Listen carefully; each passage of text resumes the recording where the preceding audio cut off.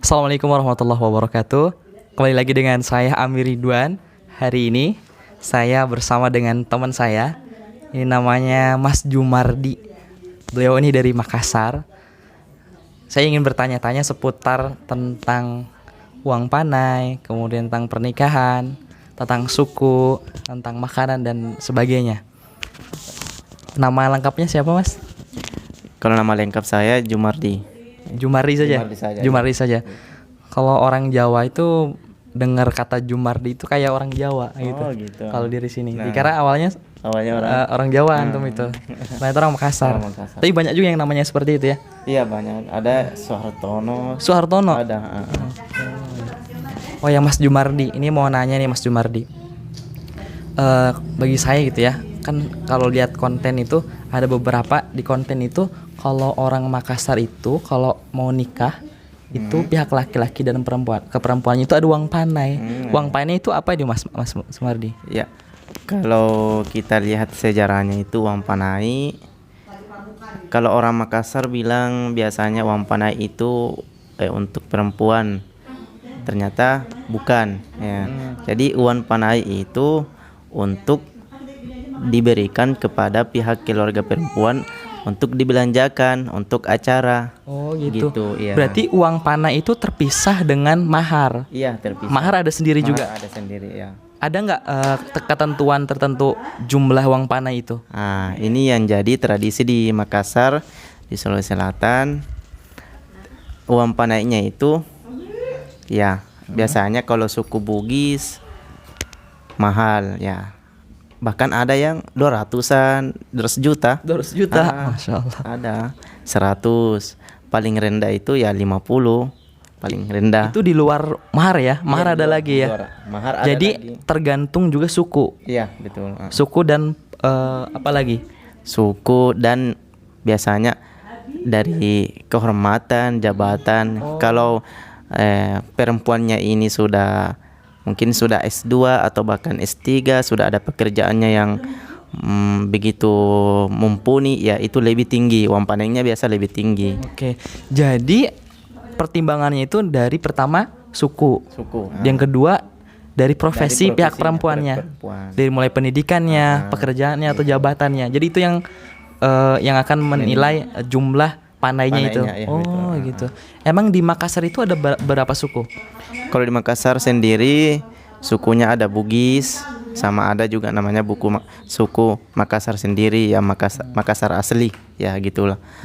Nah, cuman yang lebih terkenal ya itu Bugis dan Makassar, itu yang lebih. Jadi setiap suku itu berbeda-beda bahasanya juga. Iya, beda-beda. Bugis, Makassar beda, bahasanya beda. Cuman ada sedikit yang sedikit ya, sedikit sama. Cuman sedikit. Oh ya, sekarang mau nanya tentang makanan nih. Bagi saya itu saya paling paling kedengaran itu makan coto Makassar. Makassar itu emang apa makanan khas atau gimana itu? Iya.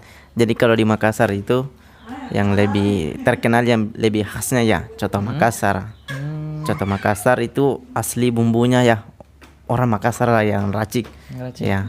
Coto Makassar, ada nama juga palu basah. Palu basah. Itu palu basah kayak sop yang memang bumbunya khas ya, bumbunya khas. Ada namanya konro.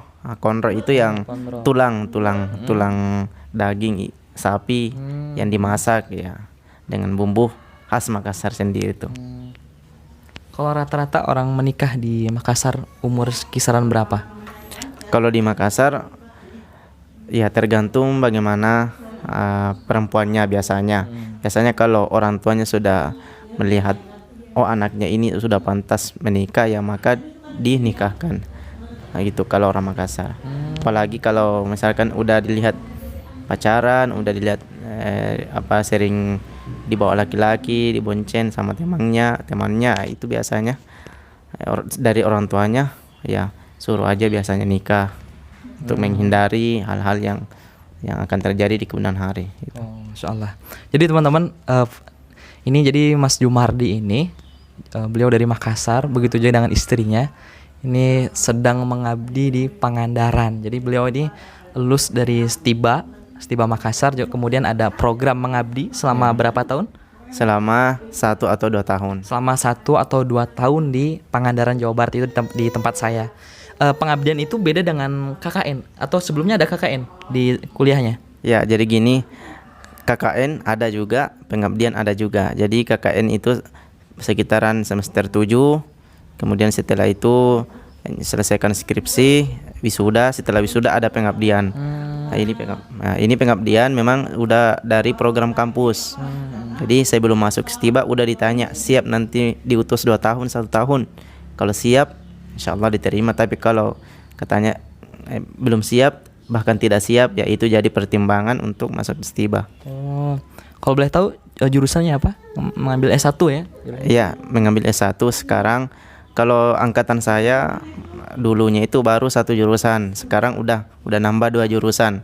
Yang pertama jurusan perbandingan bahasa Arab, PBA, kemudian sekarang satu lagi tambahan yaitu syariah, ekonomi syariah. Oke, Masya Allah. Makasih banget nih Mas Jumardi sudah berbagi informasi dan cerita nih. Mudah-mudahan Mas Jumardi betah di sini ya, di Pangandaran sampai selesai tugas pengabdiannya. Satu lagi sebelum penutupan, Mas Jumardi coba ngomong pakai bahasa Makassar. Nanti saya pakai bahasa Indonesia. Mas Jumardi terjemahin dengan pakai bahasa Makassar ya. Iya, bisa. Gini. Selamat siang teman-teman semua. Apa kabarnya? Sedang lagi ngapain sekarang? Iya. Saya terjemahkan bahasa Makassar. Ya. Selamat siang, baji-baji jaki semua. Apa di pare ngasing? Gitu. Udah gitu ya? Iya. Ini sangat terdengar asing ya kalau bagi saya. Jadi kalau orang sana udah nggak asing lagi, bang, sebegitu ya bahasanya. Oke, terima kasih Mas Jumardi. Mudah-mudahan kita bisa bertemu lagi dan berbagi cerita ya. Assalamualaikum warahmatullahi wabarakatuh.